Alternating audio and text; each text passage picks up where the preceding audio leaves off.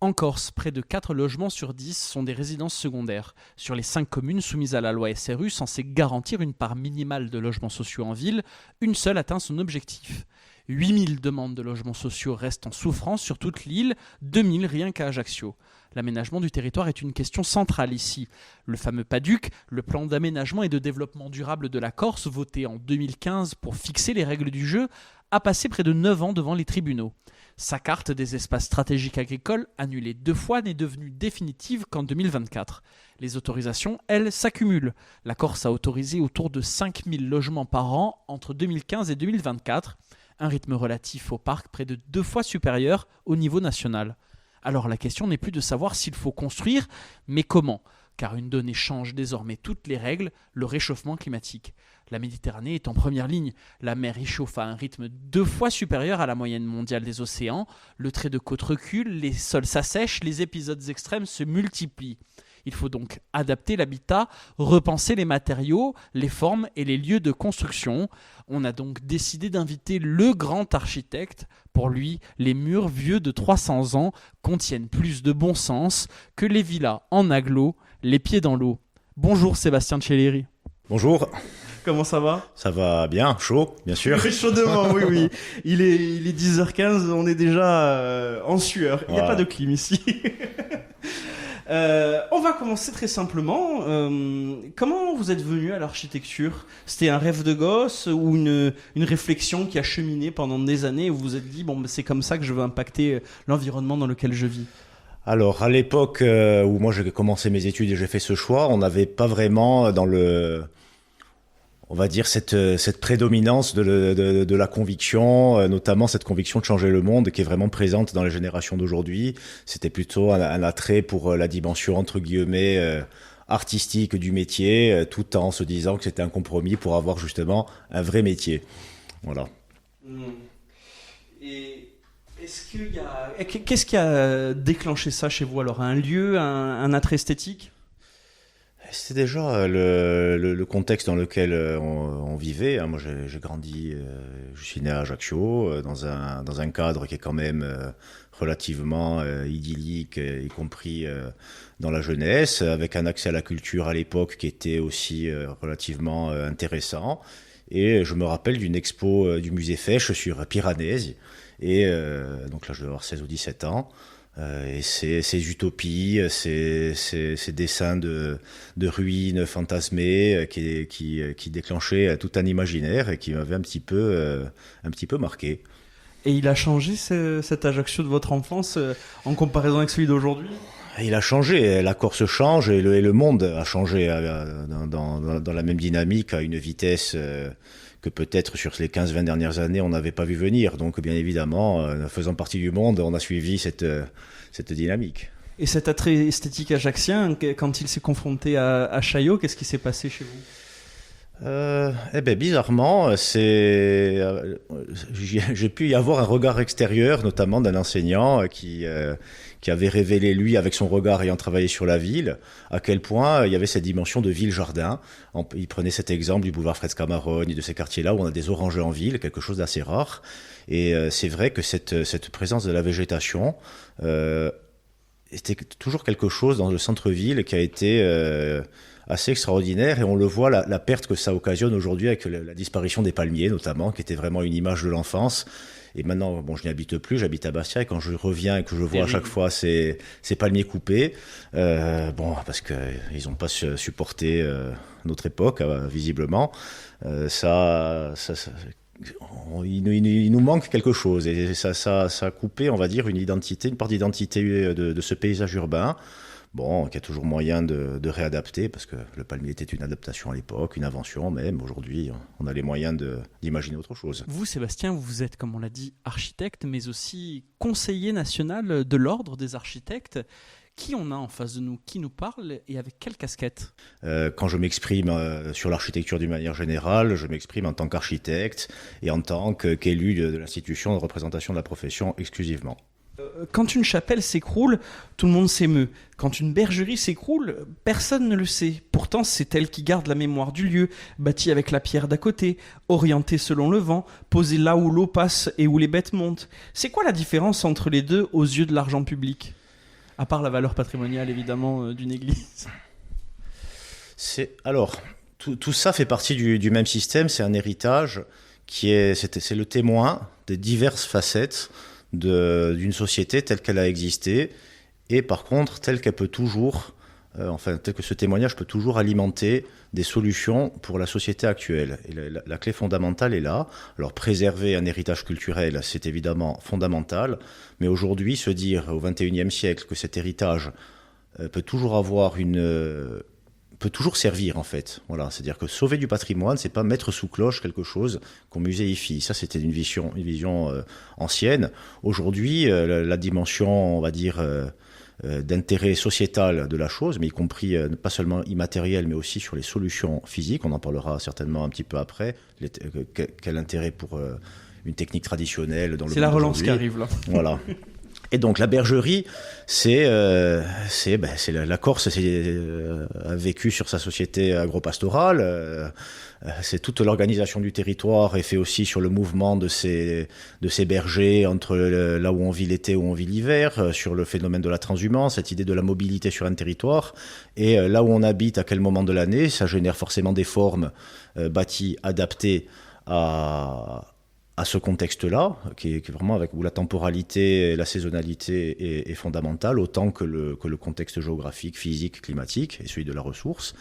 Et ensuite, la chapelle, c'est une autre facette, c'est la strate, on va dire, religieuse, bien évidemment, qui a aussi marqué le territoire, qui a marqué et qui continue aussi aujourd'hui encore à être présente d'une autre manière, avec là aussi un renouveau contemporain, et qui a été même physiquement structurant. Donc deux strates d'une même organisation générale d'un pays. Une bergerie, c'est une réponse exacte à une montagne précise. Ce savoir-là, il s'apprend où aujourd'hui ? Ce savoir-là, il se réapprend dans les écoles d'architecture, justement, où... Il se réapprend, il ne s'apprend pas. Oui, alors je dis vraiment précisément qu'il se réapprend parce que on a subi, on va dire, les affres du modernisme en tant que mouvement de pensée, hein, c'est-à-dire que tout le XXe siècle, en tout cas à partir des années 20, on est rentré dans cette démarche de rupture avec le passé. Mais pourquoi parce qu'il y avait un idéal, l'idéal de sortir aussi de solutions, de situations, notamment dans les centres-villes avec les problématiques d'hygiène et d'insalubrité qu'on connaissait, de trouver des villes ouvertes, plantées, de faire rentrer la lumière dans les logements avec un idéal un petit peu philosophique, qui a pu dériver dans certains régimes sur cet idéal de l'homme nouveau. Le futurisme. Voilà. Donc, mais après aussi, l'architecture a toujours été le témoin d'une société, mais aussi le témoin d'idéologie. En tout cas, a souvent été récupéré pour voir carrément, on a créé des architectures qui étaient des espaces de représentation d'une idéologie politique. C'est un métier politique, c'est une discipline politique. Des exemples concrets ? C'est les exemples des architectures des pays, des régimes totalitaires, affirmer la puissance. Ça l'était aussi en France avec l'architecture révolutionnaire. Ça l'est avec l'architecture religieuse, où une église est un repère et un espace, vraiment une représentation visible le plus loin possible dans un territoire, jusqu'à s'implanter parfois à rebours de la logique, c'est-à-dire perpendiculairement à la pente pour avoir une façade d'une église qui fait face à une vallée. Donc c'est être visible. Donc cette dimension, on va dire... public. Mais aujourd'hui, pour revenir à cette idée d'enseignement, on retrouve une approche critique, locale, parce que la dimension d'intérêt public du métier et de la discipline a vraiment pris le pas aujourd'hui. Et les générations d'architectes aujourd'hui, d'étudiants et d'architectes qui émergent ces dernières années et qui vont émerger dans les années prochaines, sont profondément animés de cette volonté d'être utiles, et d'arriver à sauver quelque chose. Voilà. Et donc de retrouver le sens du local, donc de la même manière qu'on mange local, de construire local avec la matière produite ou trouvée sur site. Tout ça fait partie vraiment d'une démarche globale de retrouver avec un peu plus d'humilité, c'est-à-dire on arrête cette idée de grand geste artistique, c'est-à-dire où l'architecte était un designer d'espace à grande échelle, pour simplement vouloir être utile et améliorer la qualité de vie des gens. C'est quand même la dimension fondamentale. La lecture qu'on pourrait faire des bergeries, c'est que ce sont des patrimoines collectifs entretenus en commun. Qui l'entretient aujourd'hui ? Ben aujourd'hui, ce qui se généralise à n'importe quel type de patrimoine, c'est qui en est propriétaire. Donc, une bergerie, si ça s'est transmis de génération en génération dans les familles, ça revient en général souvent aux propriétaires qui héritent de ça. Alors, l'entretenir comme une bergerie, alors que l'activité pastorale est en voie de disparition, alors il y a toujours des bergers qui exercent ce noble métier. Et après, on a des phénomènes de reconversion avec des nouveaux usages, pourquoi pas, qui arrivent toujours à faire vivre certains lieux de manière intéressante. Et après, malheureusement, tout ce patrimoine rural, dans la mesure où la vie qui s'y déroulait ne fait plus partie de ce monde, le conduit vers l'abandon. Mais c'est comme les séchoirs, les fumoirs, c'est le patrimoine des pauvres et on attend qu'il s'effondre pour le regretter en colloque. Oui, mais alors après, il faut quand même souligner énormément d'initiatives communales. Donc les villages qui souffrent de cette désertification, qui est même pas propre à la Corse, propre un peu à toutes les zones en marge, les zones rurales, et qui redoublent d'efforts pour sauvegarder ce qui peut l'être, pour arriver à travers qu'est-ce qu'un petit village de l'intérieur aujourd'hui à faire valoir, c'est cet héritage notamment architectural, même modeste, mais qui est profondément important et précieux. Et donc d'entretenir une richade, de refaire venir de l'eau dans une fontaine, de restaurer un lavoir, et de montrer ce qu'était le témoignage de la vie d'avant dans ces endroits. Et en parallèle, d'arriver à reconvertir une maison abandonnée par une procédure de bien 100 mètres et en faire 3 logements pour que des gens s'y installent de manière permanente. Donc ces initiatives aujourd'hui, elles sont d'une importance capitale.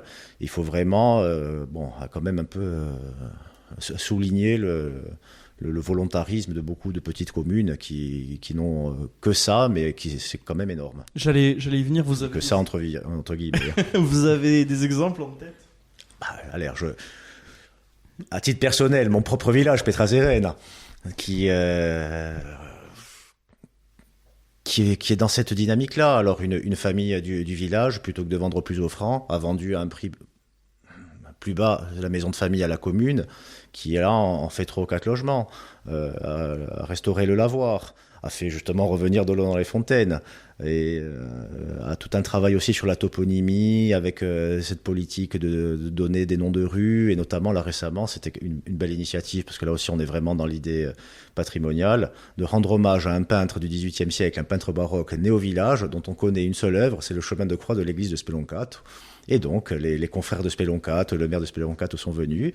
Et ce chemin de croix de la collégiale de Speloncato, une architecture baroque exceptionnelle d'ailleurs, exposé dans le village natal de son auteur. Voilà. Et autour de tout ça, se crée une vie. Et là, on est vraiment dans le message même...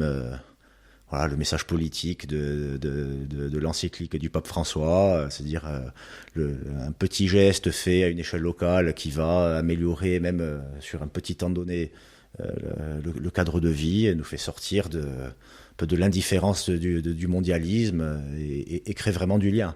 C'est comme ça qu'on évite la musification en trouvant un usage sur toutes ces démarches ? Oui, la question de l'usage, c'est fondamental et ça aussi... l'histoire de l'humanité est faite de ça. On a toujours réutilisé ce qui préexistait. Les Romains ont réutilisé les temples grecs. Des temples romains, on en a fait des églises. On a pris les matériaux ci et là pour reconstruire. On va dans une ville comme Rome par exemple, c'est une stratification de plusieurs milliers d'années où on lit de manière vraiment comme un millefeuille les changements d'usage, d'époque. Et aujourd'hui, on va pas se priver d'adapter à notre époque et à nos besoins quelque chose qui justement n'a plus d'usage. L'adaptation, justement, on parle souvent de réchauffement climatique ici, et il y a un paradoxe qui revient assez vite dès qu'on touche à l'architecture. Il y a 100, 200 ans, avec des matériaux bien plus rudimentaires, les maisons traversaient mieux les saisons que ce qu'on livre aujourd'hui. Fraîches en août, tenables en janvier, sans machine. Expliquez-nous ce paradoxe. Qu'est-ce que ce mur de l'époque savait faire qu'il ne sait plus aujourd'hui ? Alors déjà, le mur de l'époque, il avait non pas une isolation, si on passe sur le plan technique, mais une inertie. C'est-à-dire que son épaisseur permettait de restituer la chaleur au moment où il le fallait et en même temps de restituer la fraîcheur, là aussi au moment où il le fallait. Ensuite, des gros murs en granit oui, bien voilà, épais. Alors là aussi, attention, le contexte a changé et aujourd'hui, on est dans des situations où c'est moins adapté que ça l'était il y a même 30 ans. C'est-à-dire qu'on est dans les villages d'altitude aujourd'hui à être infesté de moustiques, à avoir des grandes chaleurs. À l'époque où le mois d'août au village, il fallait la petite veste le soir. Aujourd'hui, on arrive à y transpirer. Voilà. C'était une réponse avec une connaissance du cadre climatique, physique, géographique, la connaissance des saisons, de la maîtrise de l'humidité, de la ventilation, de l'ensoleillement, qui était quelque chose de relativement empirique. C'est-à-dire que c'était pas... mais en même temps, l'objet d'une véritable connaissance, de la même manière que savoir cultiver la terre, quand est-ce qu'on plante, comment, et savoir ce qui va pousser à tel ou tel endroit et qu'on va pouvoir exploiter. L'homme de la société agropastorale traditionnelle connaît la nature. Voilà, donc il la connaît parce qu'il y vit et il vit pleinement dans ce cadre. Donc il sait aussi en identifier la ressource et ça vaut aussi pour la construction. Voilà. Et aujourd'hui, effectivement, tout ça redevient une source de connaissances un petit peu perdue parce que la technologie, le modernisme, là on est dans l'ère du technosolutionnisme. Aujourd'hui, on va tout se résoudre avec l'intelligence artificielle. Bon, soit. Mais revenir à ces fondamentaux, à savoir comment disposer sur une façade nord, une façade sud des fenêtres de manière à créer un courant d'air naturel, une ventilation à l'intérieur d'une maison, de savoir quel matériau utiliser pour avoir cette forme de respiration d'un mur qui va réguler naturellement l'hygrométrie, la présence d'humidité, pour éviter la clim. Et ça, justement, là aussi, des architectes savent le faire, le font, et le font notamment, y compris en Corse. C'est très bien de l'aborder comme ça, parce que au lieu de travailler un biais esthétique, poétique de l'ancien village, de la vieille bâtisse en pierre, vous abordez ça par un aspect physique. Très rapidement, on parle d'épaisseur, d'inertie, d'orientation et d'ombre. Comment on garde cet aspect physique pour ne pas sombrer dans la nostalgie de l'esthétisme? Alors, c'est en comprenant les principes. Et justement, cette idée de la nostalgie de l'esthétisme, je vais vous prendre un exemple. Construire avec la matière du site, aujourd'hui, il y a des architectes qui sont en train vraiment de développer ça et commencent à vraiment l'expérimenter et à le maîtriser bien en Corse. C'est ce qu'on appelle des bétons de site. C'est-à-dire qu'on va faire un terrassement. La terre qu'on a excavée, au lieu de l'envoyer en déchetterie ou remblayer un terrain pour faire une piscine, on la garde et à partir de cette terre, on en refait un béton, un support de béton hybride, et de cette matière du site, on reconstruit du gros œuvre. Voilà. Avec ça, on va avoir une esthétique et une apparence qui va rompre des fois radicalement avec l'esthétique du village. Mais pour autant, on aura un sens profond, bien plus fidèle à celui qui était celui des anciens bâtisseurs, que si on construit en aglo creux de vin, étanchéité et un parement cosmétique avec la même pierre. C'est-à-dire, là, on fait simplement du mimétisme de façade, mais on n'est pas mais tout ça, c'est artificiel. Après, malgré tout, je n'occulte pas, elle est aussi importante, la dimension un petit peu symbolique et philosophique, justement, de ces lieux-là, et qui existent notamment dans le lien social. C'est-à-dire que le village, c'est des maisons mitoyennes. Le jardin, en général, est séparé de la maison. On va y venir. Voilà. mais continuez. Voilà. Non, et donc, cette forme d'idéal du village, c'est aussi dans comment une population peut vivre un petit peu en sortant de cet individualisme, la villa au milieu de sa parcelle, avec son entrée voiture, son garage, son jardin clôturé. Et ça à perte de vue. Voilà. C'est Wisteria Lane. Exactement, les gated communities. Du coup, ce savoir-faire, cette pratique ancienne, elle avait un certain confort dans la vie de tous les jours. C'est-à-dire que on vivait au frais. Est-ce qu'on dirait que c'était confortable ? Alors, à relativiser là aussi, oui, c'est-à-dire oui. que vivre avec au fougan au milieu de la pièce, le rataille au-dessus et de vivre dans la fumée, dans la suie. Après, voilà, c'est-à-dire qu'il y avait aussi indépendamment des maisons, on va dire, de famille, les maisons de genre, comme on dira.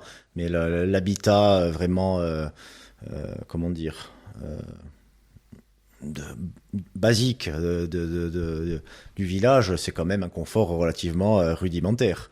C'est simplement la transposition qu'on peut avoir aujourd'hui de certains de ces principes qui peuvent générer dans l'époque contemporaine aussi un confort de vie avec une économie d'énergie, une époque où on sait ce que c'est la question de la précarité énergétique et du coup de se chauffer et maintenant surtout de se climatiser. Donc si je comprends bien, on a remplacé un mur qui marchait par un matériau moins cher et qui se vend. Qui a gagné au change ? Qui a gagné au change, c'est l'économie mondialisée. C'est la standardisation. Ça, c'est l'idéal de l'époque moderne. C'est la standardisation, la préfabrication, la possibilité de construire facilement, pas cher aussi au départ. Donc il faut aussi remettre ça dans un contexte, et le contexte qui est celui de l'évolution et d'un idéal de modernisation du monde. Aujourd'hui, par contre, c'est qu'on est confronté, au vu du changement du monde dans lequel on vit, on est confronté aux limites de ces systèmes-là. Vous parliez de société tout à l'heure, on va revenir dessus. Quand on regarde un village en Corse, ou même plus largement en Méditerranée, depuis la route, c'est un bloc de pierre accroché à la pente, des maisons qui se partagent les murs. On regarde l'entrée du village aujourd'hui, c'est des boîtes dispersées derrière des grillages, des caméras, des portails. Les sociologues appellent ça une société de défiance quand on ne croit plus ni l'État ni le voisin. Nous, on le construit entre les deux. Il s'est passé quoi ? Alors, est-ce que là, justement, je me pose la question, je pense qu'on peut tout ramener à cette idée de la mondialisation et d'un monde quand même qui soit guidé par le consumérisme, par le fait qu'on prend, on jette, on consomme, on gaspille, ce qui a été vraiment la rupture radicale avec un monde où justement on cherchait à tirer parti de tout. On va même pour aller presque dans l'anecdote, là, Fabien Gavot, un historien de la réalité, de nous présenter. On aime beaucoup Fabien Gavot. Voilà, on l'aime, voilà. Un jour, qui expliquait que les jésuites plantaient de la vigne, donc c'était en parlant du couvent du Sacré-Cœur à Bastia, et qu'à l'ombre du pied de vigne, on plantait la graine de lin parce que le lin avait besoin d'ombre. Donc c'est-à-dire qu'on allait même jusqu'à exploiter l'ombre d'une plante parce que ça aussi, elle pouvait avoir une utilité. Voilà. Donc, perdant ça, on perd la connaissance du contexte, on devient dépendant d'un autre système qui est celui vraiment d'une marchandisation des choses, et on perd aussi le lien peut-être d'entraide qui était une nécessité, c'est-à-dire que c'est pas simplement par générosité et par on va dire goût de la vie ensemble que ces communautés étaient soudées, c'était aussi par une forme de nécessité, c'est-à-dire que dans un jardin, une culture en terrasse, elle est lente, si mon mur s'effondre, il va tomber chez le voisin, donc je suis obligé de l'aider à reconstruire son mur, comme je vais participer à reconstruire celui du voisin du dessus. Donc l'entraide, c'est aussi il y a une certaine forme d'interdépendance. Justement, le mur mitoyen, c'est la confiance structurelle. Si le voisin lâche, la maison tombe. Quand est-ce qu'on a arrêté de partager les murs ? Alors, non mais ça c'est vrai que c'est intéressant parce que quand on construit sa maison, on laisse même les pierres en attente pour que l'autre puisse venir s'y accrocher. Donc ça c'est tout un symbole quand même aujourd'hui. On a commencé à laisser tomber ça avec, encore une fois, c'est cette culture, c'est la décentralisation, c'est qui a eu du bon mais qui a eu aussi du moins bon. C'est la deuxième moitié du XXe siècle avec cet idéal de l'habitat pavillonnaire, où chacun puisse être propriétaire de son espace avec son jardin. Là, encore une fois, attention, c'est un idéal de l'époque dont on ne pouvait peut-être pas présager qu'il allait dériver de cette manière. L'accès de chacun à l'automobile. Il y avait déjà des antimodernes à l'époque. Hein. Il y en a mais toujours eu. Pas les mêmes qu'aujourd'hui. Voilà. Mais encore une fois, on a en quelque sorte vendu ça aux populations, on a vendu cet idéal. Tout le monde a accès à la voiture, vous pouvez habiter tranquille à l'extérieur, venir travailler dans les centres-villes encombrés, mais après vous rentrez chez vous, vous retrouvez votre tranquillité.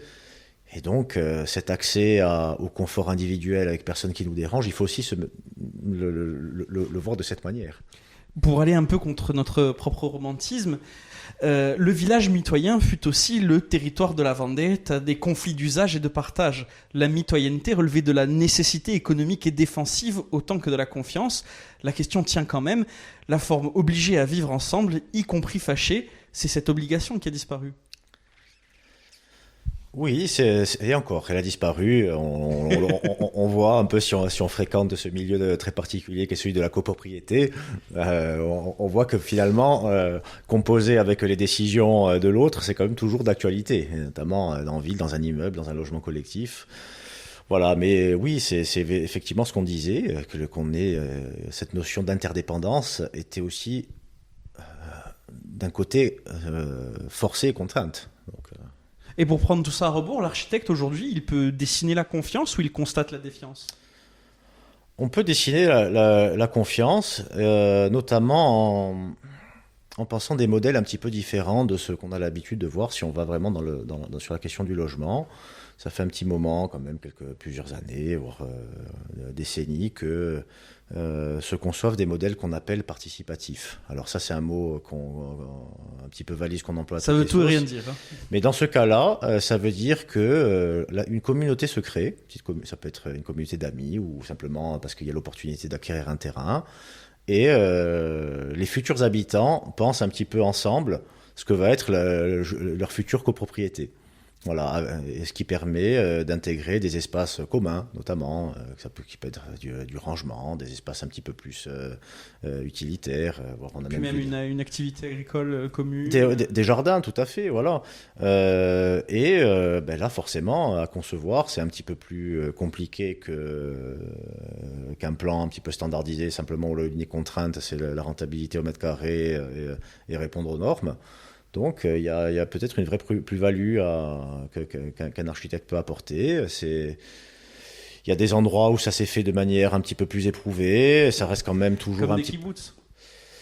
Alors, pas forcément aussi fermé. En fait, c'est simplement dans la manière de faire qu'on saute l'étape du promoteur. En réalité, aujourd'hui, il y a beaucoup de structures qui se créent, et qui innovent dans la manière de faire et de penser le volet opérationnel d'une opération de logement et pas seulement sur la conception, c'est-à-dire qui finance, qui conçoit, qui acquiert le foncier et comment en fait on met tout ça en forme à l'avance avant que ça soit construit, c'est-à-dire qu'un propriétaire sait déjà et participera au logement dans lequel il habitera, ce qui n'est pas le cas dans 99,99% des opérations neuves aujourd'hui qu'on achète sur plan avec des choses déjà établies ou dictent la logique du financière avant tout. Si les murs ne se partagent plus, la seule chose qu'il y a en commun aujourd'hui, peut-être, c'est l'esthétisme. Dans quelle mesure le méditerranéen est devenu un argument de vente? La tuile, l'ocre, l'olivier? Ben là, il est devenu un argument de vente de manière beaucoup trop cosmétique. C'est-à-dire, là, dans la fin du XXe siècle, avec cette explosion du néo-provençal qui fleurit en Corse, bon, alors on est en Corse, hein. On pourrait faire du néo-corse avec de la lauze, enfin, autocorse surtout. Mais, et justement, il y a un vrai enjeu de retrouver dans les fondamentaux d'une architecture méditerranéenne qui sait justement se prémunir de la chaleur, de gérer la ventilation, gérer la présence de l'eau, avoir une certaine générosité des espaces extérieurs à l'ombre, tous ces espaces de transition, les patios, qu'on voit encore même dans les villes très denses, la gestion du vent.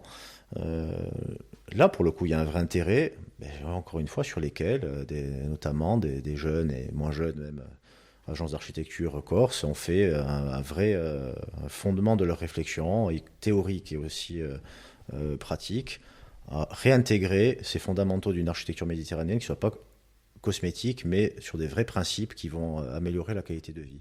Est-ce qu'il y a un régionalisme de catalogue aujourd'hui? On coche l'option Corse comme on pourrait cocher, je sais pas moi, Jean Talus, un truc comme ça. Alors, il y en aurait plusieurs parce qu'il n'y a pas une architecture corse, il suffit de se balader, de voir un peu comment la Corse est faite, la diversité géologique de la Corse, entre la Corse granitique, la Corse schisteuse.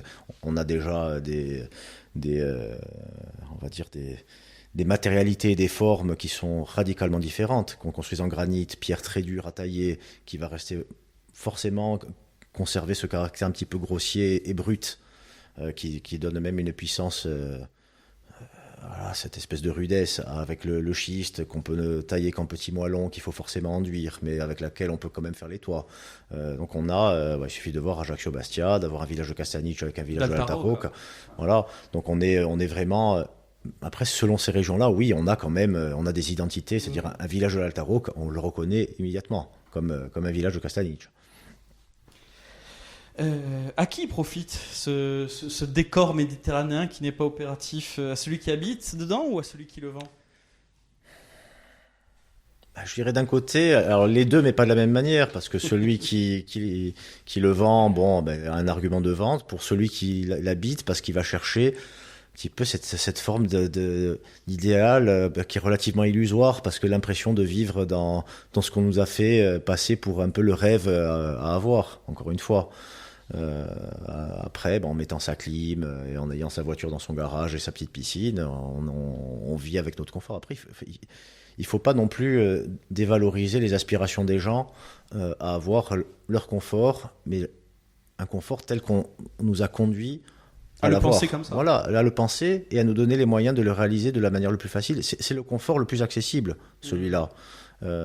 Parce que les règlements d'urbanisme nous conduisent des fois quasiment qu'à pouvoir faire ça, parce que le raisonnement économique nous permet d'avoir l'accès le plus facile à ces matériaux-là, et pour un tas de raisons, et parce que la configuration des choses fait que c'est ce qui est de plus facile et peut-être moins cher dans le système actuel à avoir, mais attention, ça n'est pas figé, et on peut avoir les solutions pour aller vers autre chose. C'est quoi le modèle de construction le plus répandu aujourd'hui en Corse? Alors, c'est pas seulement en Corse, dans du neuf, oui. Mais partout. C'est d'un côté la maison individuelle, on va dire, de constructeurs, c'est-à-dire la maison sans architecte. Je pense que ça doit être à peu près 95% des maisons individuelles, donc aglo-béton, isolation intérieure, placo, menuiserie alu ou PVC. Charpente fermette, voilà, et bien évidemment la clim, parce qu'on est sur un bâti qui est absolument pas forcément adapté aujourd'hui, notamment aux grandes chaleurs, et dans le logement collectif, c'est le logement de promoteur, donc des plans standardisés sur le même type de matériaux avec son étendue de parking, voilà, quelque chose qui est pas forcément qualitatif. Il y a 50 ans, un architecte en Corse construisait des écoles, des logements publics, des mairies. Aujourd'hui, il dessine des résidences pour des promoteurs. Ce n'est pas le métier qui a changé tout seul, c'est la commande publique qui s'est retirée, et ça, c'est un choix politique. Qu'est-ce que ça a fait à votre profession ? Alors, là, je vais nuancer quand même ça. C'est que les architectes qui travaillent dans ce qu'on va dire ces grosses promotions, il y en a relativement peu. Sur l'essentiel, c'est de la petite commande publique qui est toujours, alors qui baisse par un effet plus conjoncturel que de choix, et partout. Ça, c'est encore une fois, toutes ces problématiques-là ne sont pas spécifiques à la Corse. C'est-à-dire des départements français qui ont arrêté l'année dernière 3-4 collèges d'un coup parce que le contexte l'a nécessité, c'est extrêmement fréquent. Donc c'est plutôt la commande de particulier ou la commande publique qui reste quand même la réhabilitation d'une mairie de village ou d'une école, la construction d'un groupe scolaire parce qu'il s'en fait toujours, et d'équipements publics qui sont toujours nécessaires. Et ça reste quand même relativement important dans le poids du travail des agences. Ce retrait, il se décide où ? À Paris, à Bruxelles ou dans les budgets communaux ? Quand Paris décide de réduire de je ne sais combien de centaines de millions ce qui va abonder les budgets des collectivités locales, ensuite c'est les collectivités locales qui sont obligées de trancher, de faire des choix en fonction de ce qui a été décidé plus haut. Et et là on était dans une dynamique où l'État a voulu quand même faire supporter aux collectivités les économies à faire. Donc après, là aujourd'hui, gérer une commune, là aussi, on est encore dans l'adaptation. Voilà, c'est beaucoup devoir gérer la pénurie et forcément faire des choix de priorité. Et c'est vrai que quand on est confronté alors à un projet patrimonial, mais à côté on a une contrainte de faire arriver l'eau potable, Voilà, ce sont les C'est dilemmes. les choix, ouais. Un maire, il n'a pas envie de choisir, de délibérément faire tomber en ruine son église ou de la voir se dégrader. Mais simplement, voilà, c'est de la contrainte. Plus que du choix, c'est de l'arbitrage qui selon quand même ce qu'on peut observer, fait sous la contrainte. Là, j'en parlais. Il y a beaucoup de maires m'ont souvent dit la même chose. Mais on est content quand les choses restent comme elles sont. C'est déjà le combat à gagner. Mais c'est vrai que notre époque, en fait, préserver nos acquis qui sont considérablement en permanence attaqués hein, au niveau politique, les acquis sociaux, les progrès qu'on a pu faire dans le domaine environnemental. Aujourd'hui, on est dans une dynamique où on revient en arrière. Alors avec un raisonnement qui est celui de l'économie, ça, je ne serais pas forcément... pas du tout même compétent pour parler de ce qu'il faut pas faire dans le budget de l'État. Mais voilà, le budget du ministère des Armées a doublé en 10 ans. Je pense pas que celui de la santé ait suivi la même... Ils sont où les lits du Covid ? Voilà. Et après, pour tout ce qui nous regarde, c'est la même chose. Donc, ce qui avait été engagé les dernières années avec la loi ZAN, l'objectif 2050, zéro artificialisation nette. Donc, une idée de préserver les sols. Pourquoi ? Parce que l'absorption des eaux, le fait de conserver des sols vivants, une biodiversité, un sol végétalisé qui redevient naturel, c'est je ne sais combien de degrés, je ne peux pas vous dire, mais un impact sur la température et sur ce phénomène des îlots de chaleur urbains notamment, qui est considérable. Et là, on est en train de revenir complètement en arrière. On va remettre sur le marché, là, alors que la dernière semaine de juin, le phénomène de mortalité à domicile a doublé en une semaine. Voilà. Et dans cette semaine... le projet de loi logement remet sur le marché 700 000 passoires thermiques. Voilà. Alors, quel message envoie-t-on aux populations ? Bon, aux propriétaires, c'est une chose. Et donc, on est quand même là dans un article du Monde a dit une dystopie climatique. Et on a l'impression... Qui aurait pu prédire de vivre ça. C'est-à-dire que les décisions qui sont prises, alors là, pour le coup, localement, on ne fait que subir. Voilà, pour une fois. Là, c'est un projet du gouvernement, notamment ce projet de loi. Et là, et de notre côté, côté de la représentation de la profession, notamment à ce niveau national, on en arrive à, presque à aller contre nos propres intérêts, à dire que oui, on a intérêt à préserver, à moins construire, parce que là, il en va d'une question de survie des populations. Et on le voit, hein. Là, aujourd'hui, 800 hectares de forêt ce matin qui brûlaient dans la forêt de Fontainebleau, dans une région pas du tout habituée à vivre des incendies. Donc, c'est les Canadaires du sud de la France qui montent. Voilà, on commence quand même à se rendre compte, j'espère, de l'extrême gravité de la chose. Et par contre, avec des décisions qui suivent pas. Justement, le climat qui change. On a reçu ici l'ancien climatologue de Météo France en Corse. Et le constat, il est connu de tout le monde. Hein. Les étés sont plus longs, les sécheresses sont plus dures. Et tout ça, c'est documenté depuis plusieurs années. Vous, sur vos chantiers, ça arrive par où, le réchauffement climatique ? Qu'est-ce qui casse ? Qu'est-ce qui fissure ? Qu'est-ce qui pourrit qu'on ne voyait pas il y a 15 ans ? Ça va arriver dans... Alors, c'est pas forcément sur la dégradation du bâti, mais c'est sur comment on y vit. C'est-à-dire qu'un bâtiment qui était vivable il y a 15 ans, certains ne le sont plus aujourd'hui. Voilà. Après, il y a le phénomène de la présence de l'eau aussi, l'inondabilité des zones. Voilà. Plus que du bâtiment, c'est plutôt l'endroit où on construit. Et justement, votre invité mentionné, j'ai un souvenir partagé avec lui dans une émission où ça faisait suite à l'inondation de l'aéroport d'Ajaccio. Voilà. Et moi, dans mon propos, je lui disais peut-être, là, on va alors s'engager un projet de rénovation. Alors, je ne sais pas ce qu'il en a été depuis, mais je me demandais si il était juste encore de prévoir l'aéroport à cet endroit-là, dans l'embouchure d'un fleuve. Et l'animateur, le journaliste, me dit « Attends, vous n'allez quand même pas me dire qu'il faut déplacer l'aéroport ?» Et donc, notre interlocuteur, en tant qu'expert, dit oui, parce que là, et il a argumenté en quantifiant le recul du trait de côte à une époque où c'était pas encore aussi bien...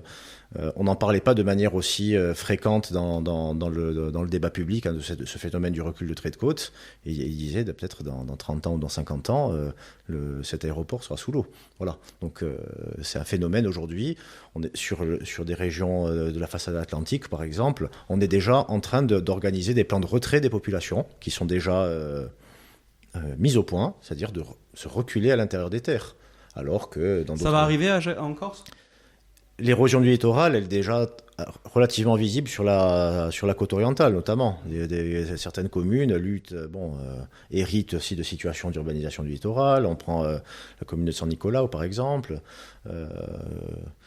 justement qui a été volontaire pour servir de sujet quand on avait fait ce diplôme universitaire sur la qualité environnementale du cadre bâti, notamment en Corse, mais en Méditerranée. C'était relativement intéressant. C'est-à-dire des travaux qui ont permis même d'anticiper la présence de l'eau et de se dire, vu qu'elle va remonter, tirons-en parti et imaginons des choses là-dessus. Voilà, ou dans la région bastiaise, sur la Marane, des établissements construits en bord de mer qui aujourd'hui, bientôt... Voilà, on sait ce qu'il en adviendra parce que on a ces exemples déjà de zones, y compris des événements dramatiques qui ont eu lieu, notamment en Vendée. Ça a été relativement médiatisé et il y a eu des suites judiciaires relativement graves. Voilà, donc aujourd'hui, on n'en est pas à cette échelle-là, mais pour autant, c'est très préoccupant, y compris en Corse. Et comment on adapte le bâti ? Alors... ça pourrait être un sujet en soi, c'est-à-dire adapter en termes de réaction sur la question uniquement de la température, par exemple. C'est-à-dire on peut réhabiliter en modifiant les ouvertures, en créant des espaces tampons en façade, en isolant de certaines manières, pas forcément en mettant des clims, en intervenant sur les espaces extérieurs aussi, c'est-à-dire en déminéralisant les abords, en végétalisant, en créant de l'ombre. Et donc de retrouver un petit peu cette gestion naturelle des choses. Après, on peut adapter aussi d'une manière générale les règles de construction. C'est-à-dire qu'on a des pays où l'inondabilité c'est un facteur et une donnée permanente. Qu'est-ce qu'on a ? Le pilotis. Voilà, et on saurait faire aujourd'hui, imaginons, on pourrait construire en zone inondable, hein, y compris en Corse, mais simplement, au lieu de construire au niveau du sol, surélever, laisser la possibilité de la circulation de l'eau, des passerelles élevées. C'est des choses qui existent, y compris en France, y compris dans d'autres pays qui gèrent cette question de l'inondabilité de manière comme une donnée de base.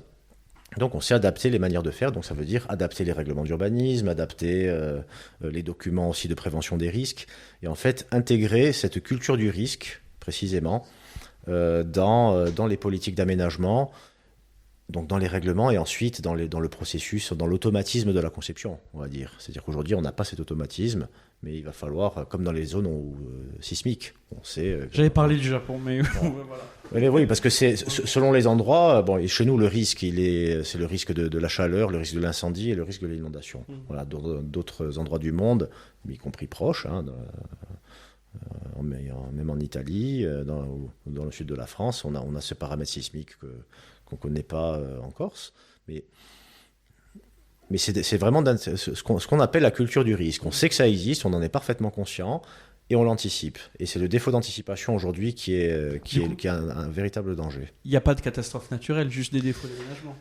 Alors, il y a des catastrophes naturelles, bien, parce que les phénomènes qu'on connaît aujourd'hui atteignent une extrémité qu'on n'a peut-être pas connue dans les époques précédentes. Donc, le facteur naturel... Et parfois, certains, on n'a pas pu l'anticiper, des phénomènes de grand vent, de tempêtes.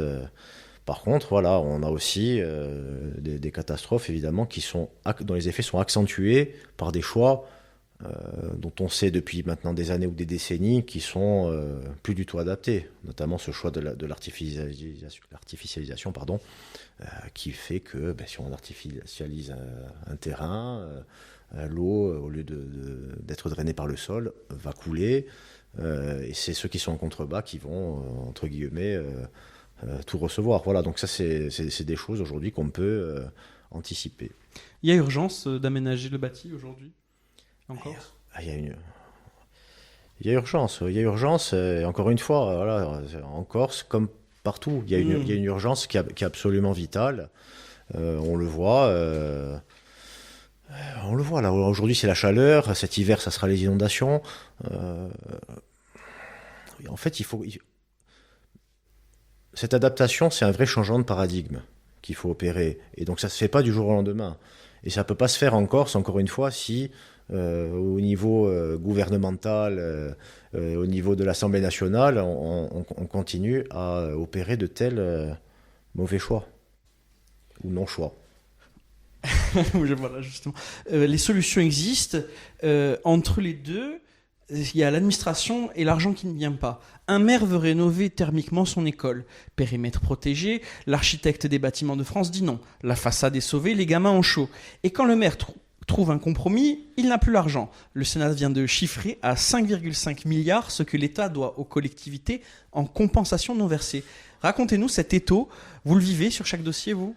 Alors, mais là aussi, ça c'est un discours qui est caricaturé par une certaine vision politique de la chose. Parce que là, et notamment, c'est le ministre du Logement de la France qui nous a sorti une réponse ubuesque à une tribune quand même qui vise un minimum à défendre encore le rôle des architectes des bâtiments de France en disant c'est inadmissible qu'un ABF puisse interdire la pose de volets et à cause de l'ABF, les gens, pour vivre derrière leur vieille façade, vont continuer à crever de chaud. Mais c'est délirant. L'ABF, ce qui va interdire, c'est l'installation de volets en aluminium ou en plastique ou de volets roulants extérieurs qui fait que si ça brûle, ça va dégager des fumées toxiques, mais il va inciter à réaliser des volets en bois, comme ça c'est toujours fait, parce que le volet en bois en même temps il s'adapte aussi avec ce qu'on appelle la jalousie, qui est une écriture architecturale qu'on a à Ajaccio, qu'on a à Bastia, qu'on a dans toutes les villes du Sud, qui permet de gérer en fait les différentes configurations d'apport de lumière, de chaleur et d'air, les petits crochets pour les... Voilà. Donc, encore une fois, non, là aussi, c'est à l'inverse, c'est que là le patrimoine nous donne des solutions et n'est pas un obstacle. Voilà. Donc, après, oui, si demain de faire une façade en acier corten noir qui va absorber la chaleur, qui va avoir une inertie énorme, si l'ABF l'interdit, peut-être tant mieux, je dirais. Mais voilà, donc il faut... Attention à cette caricature et reprenons un peu de mesure et d'une vraie compréhension du sens de ces choses-là. Donc les taux existent, mais pour le coup, c'est à défendre plutôt qu'à combattre cette situation. Du coup, entre l'ABF et les budgets qui manquent, lequel tue le plus de projets ? C'est l'impossibilité de réaliser les choses. Encore une fois, la mission d'architecte des bâtiments de France, il n'a pas pour mission d'empêcher les projets de se faire. Il a pour mission d'assurer le contrôle scientifique et d'assurer une mission régalienne de protection du patrimoine. Voilà. Et tout ça, c'est des lois. La loi sur les monuments historiques, c'est 1913. Je crois que c'est après les années 40, la loi qui définit de manière plus précise le rôle des architectes des bâtiments de France. Ils le font parce qu'il y a un code du patrimoine, parce qu'il y a un contexte et une volonté, une évolution de la notion du patrimoine qui a fait que depuis le XVIIIe siècle, la conscience de la destruction et de ce que la perte pourrait engendrer a évolué de manière à ce qu'aujourd'hui ça soit pleinement intégré dans les politiques publiques. Et d'ailleurs, le rapport d'information du Sénat sur la mission des ABF l'année dernière, alors effectivement, a révélé des problèmes de fonctionnement qu'on peut considérer comme un peu des abus, ou bon, c'est peut-être pas le mot adapté, mais on a conclu quoi là-dessus ? Des dérives. Oui, mais pourquoi ? Parce que c'est des services aussi qui sont en sous-effectif, ils n'ont pas le temps de traiter les centaines de dossiers, alors qui sont donc... D'ailleurs, une des préconisations, c'est le renforcement en effectif des services des UDAP, donc des unités départementales de l'architecture et du patrimoine. Voilà. Après, il y a peut-être aussi un phénomène qui est de quelques décennies, c'est-à-dire qu'on est passé c'est-à-dire l'interdiction pour les architectes des bâtiments de France de pratiquer la maîtrise d'œuvre et le chantier. Alors des fois, c'est vrai qu'on n'est pas confronté de manière directe à la réalité économique, à la réalité d'un chantier. Bon, mais en même temps, s'ils sont architectes, ils ont fait 6 ans et généralement 8 ans d'études parce qu'ils ont fait une spécialisation Chaillot. Ils ont passé un concours d'État qui est quand même relativement d'un niveau élevé, celui d'architecture urbaniste de l'État. Encore une année de formation, donc ils ont 9 ans d'études, quasiment comme un médecin spécialiste, donc, et avec une vraie responsabilité dans les services et du ministère de la Culture. Aussi, donc. Oui, bien sûr. Oui, alors ils sont pas, voilà, donc au contraire, plutôt que de supprimer leur rôle, il faudrait plutôt leur donner les réels moyens de l'assurer. Voilà, et je pense que, comme dans beaucoup de domaines, on y gagnerait à transformer ça en une autorité de contrainte. On leur laisse plus que ça, à un vrai rôle d'accompagnement qu'ils ont du mal à réaliser parfois. L'État dit non par le fonctionnaire, puis ne paie pas le budget. Il faudrait qu'il choisisse son mode de blocage, non ? Oui, ouais, c'est-à-dire qu'après, à un moment, voilà, on ne peut pas toujours, en tant qu'autorité, se dédouaner de la responsabilité. Voilà, donc oui, mais là, encore une fois, c'est des arbitrages. Et il se trouve que les arbitrages dans ce domaine, aujourd'hui, ne sont pas prioritaires. Voilà. Qu'est-ce qui est prioritaire ? Alors moi, quand je vois l'actualité récente et notamment ce retour en arrière, je me dis... alors on voit tout par le prisme de l'économie de marché. Je pense que ça me dépasse un peu, à titre personnel. Mais entre la vie des gens et la vie des multinationales du BTP ou de l'industrie pétrolière... Et localement ? Après, localement, c'est les mêmes intérêts. Aujourd'hui, on voit toute la santé économique d'un pays par la santé économique d'un secteur qui est celui du bâtiment. Donc, encore hier, je voyais le secteur du bâtiment en Corse qui souffre quand même de ralentissement. Et on dit que de ce fait-là, c'est toute l'économie de la Corse qui ralentit. Bon, peut-être aussi, à un moment, d'autres... le focus à mettre sur d'autres secteurs. Je pense à l'agriculture, je pense à une économie du tourisme aussi, et donc quand même pas mal notamment de communes, même à l'échelle, faut le dire, régionale, de sortir quand même, on le dit, de ce tourisme de masse. Alors, mais ça se fait pas du jour au lendemain. Ça aussi, ça se décide, et c'est des politiques qui se mettent en place sur le long terme, parce que de sortir d'un état de dépendance, un système pour en faire un autre, c'est comme la dépendance à la subvention. On ne peut pas du jour au lendemain dire on arrête de donner des subventions, parce qu'on ne peut plus vivre comme ça. Alors certes, mais c'est quelque chose qui se met en place sur le long terme, avec une redéfinition des politiques sectorielles, qui fait que il faut trouver d'autres moyens, et notamment, là encore, le patrimoine, le tourisme, on observe quand même un phénomène aujourd'hui. C'est les Corses deviennent de plus en plus touristes chez eux. Je ne sais pas si vous le remarquez. Hein. Peut-être il y a 20 ans, on faisait beaucoup moins d'aller dans un hôtel, alors pour un Bastier à Ajaccio, et vice-versa, aller dans le Cap, aller visiter... Il y a une réalité matérielle derrière quand même. Oui, évidemment.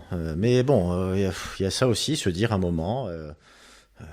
le tourisme, c'est pas qu'aller se faire bronzer pendant voilà. C'est aller à Portivecchio où la nuit est en moyenne à 220 €. Ben oui, mais ça encore. Destination la plus chère de France. Eh oui, mais combien de décennies de maintien dans un même système à l'époque, et encore une fois, qu'on peut généraliser à quasiment à tout le littoral. Corse, français, aller dans le sud de la France, on voit un petit peu entre le camping et voilà, bon, c'est l'histoire contemporaine, ça aussi. Donc on ne peut pas revenir à rebours de ça, ne serait-ce qu'en un mandat électoral. Justement, en termes de décision politique et revenir à rebours ou non, là, très récemment, la France a fermé 1800 écoles et bricolé les horaires de 8000 autres parce qu'il faisait trop chaud dedans. L'école, l'hôpital, des bâtiments publics sont, eux, ceux qui n'ont pas le choix du bâtiment. En Corse, ce parc-là, qui le connaît, qui le rénove, qui le paie ? Alors, d'une manière générale, en Corse comme ailleurs, les écoles primaires, c'est la compétence des communes. Les collèges, c'est la compétence des départements. Et les lycées, des régions. Donc ici, collège et lycée, c'est la collectivité de Corse. Donc là aussi, la puissance publique fait face avec ses moyens, comme partout, à un entretien. Alors après, là aussi, c'est des choix qui doivent être peut-être faits, des choix architecturaux. C'est-à-dire parce que, et notamment, des fois des solutions peut-être économiques. Alors là, il y a des débats sur climatiser les écoles. Oui, d'accord, là, dans l'urgence pour tenir un mois. Mais c'est pas durable. Par contre, enlever les surfaces en enrobé des cours d'école, remettre de la végétation, des arbres, des sols drainants et un peu d'eau, là, c'est le gain de plusieurs degrés, y compris à l'intérieur des classes. Donc, et ça, quand même, il y a pas mal de programmes de rénovation qui sont engagés. Voilà. Après, encore une fois, c'est des arbitrages, mais peut-être que ça peut devenir, là, dans le contexte actuel, une vraie priorité. Et l'hôpital en canicule, il tient comment? Ajaccio, on a un hôpital neuf, alors je ne sais pas comment il fonctionne. Est-ce qu'il a du triple vitrage? Je ne saurais pas dire. Voilà. Après, là, on est sur une échelle aussi d'infrastructure. À un moment, on est forcément dépendant de ça. Quand la température dans un bloc opératoire doit être au degré près, là, on est... Voilà, on ne va pas faire non plus du discours de posture. J'imagine mal qu'on construise des hôpitaux en terre banchée, avec ventilation naturelle. Bon, voilà, à un moment, il faut être un peu réaliste. Bon, après, voilà, l'hôpital de Bastia, moi, j'ai expérimenté il y a peu. Bon, voilà, heureusement qu'on avait la clim le deuxième jour. Parce que Mais là, la solution, elle est en train de se poser avec la construction d'un nouvel établissement. Voilà, mais c'est encore une fois... Localement, on constate que ça ne demande que ça, mais c'est encore une fois pas ici qu'on a la main. Justement, entre l'idée d'un équipement public et son inauguration, il peut se passer 10 ans, voire plus. Vous êtes dans la machine, racontez-nous un cas précis où le temps meurt. Là, en fait, ce qu'on a vécu, alors pas un cas précis, mais le fait que le temps du projet architectural, on va dire, ça peut être un temps long. Entre la première esquisse et le moment où le bâtiment est livré, il peut se passer 10 ou 15 ans. Et là, imaginons un bâtiment qu'on commence à concevoir sur un concours en 2015 ou 2016 et qui est construit en 2024 ou en 2025. Entre-temps, on a eu le Covid, on a eu de nouvelles crises. La guerre.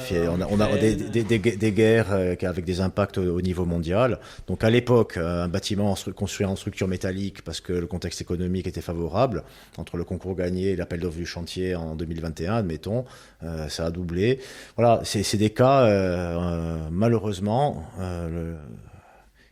Et peut-être pour ça qu'aujourd'hui, justement, revenir à des solutions, alors dans la mesure où c'est possible, où les programmes le permettent, ce qui n'est peut-être pas forcément le cas d'un hôpital, encore que partiellement, le local, on le maîtrise.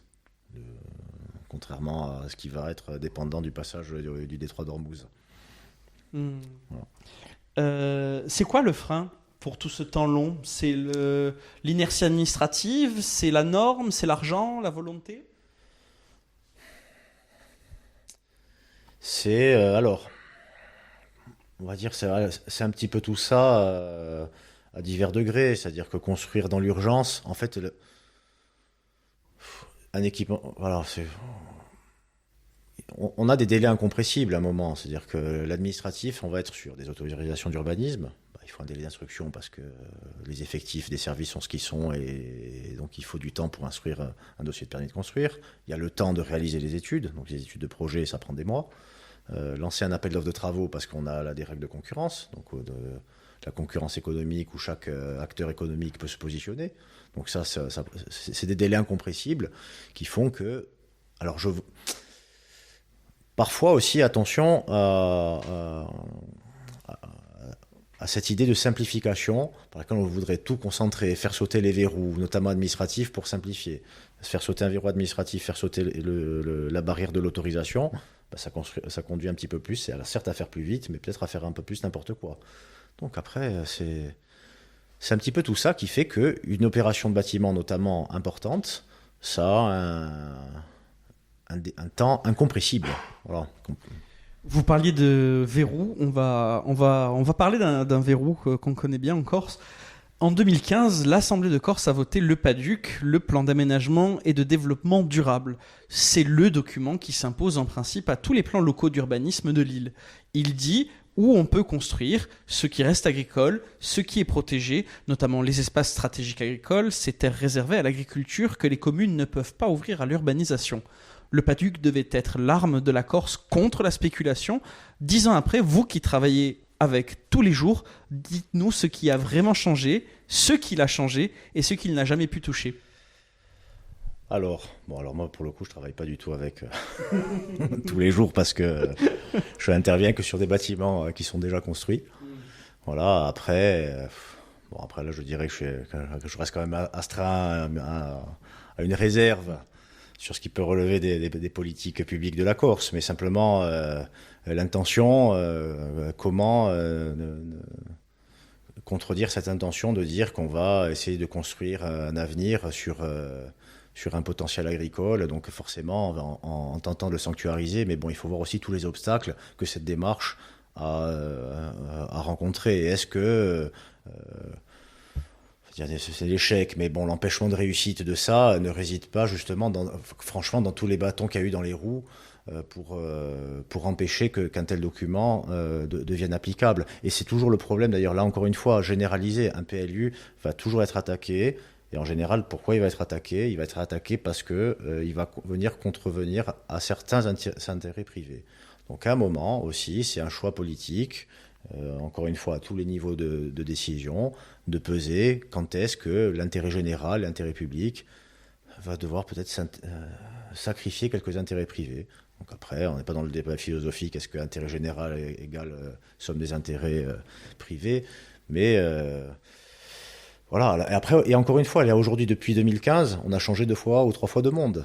Encore une fois. Donc, et d'ailleurs, maintenant, on entre dans une phase de révision nécessaire et donc forcément d'adaptation aux enjeux qui sont devenus prépondérants aujourd'hui et qui auraient pu être secondaires à l'époque, notamment celui du climat. Il n'était pas aussi au premier plan.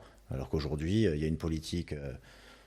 enfin, même la collectivité s'est structurée comme ça, avec une vraie mission portant sur la transition écologique et le fait que ça soit abordé comme vraiment une politique transversale à tous les secteurs et là encore une fois c'est général.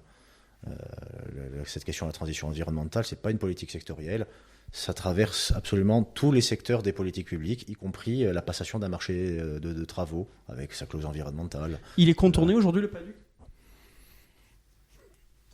Dans la mesure où il a été empêché d'être appliqué comme il aurait dû l'être au départ, oui.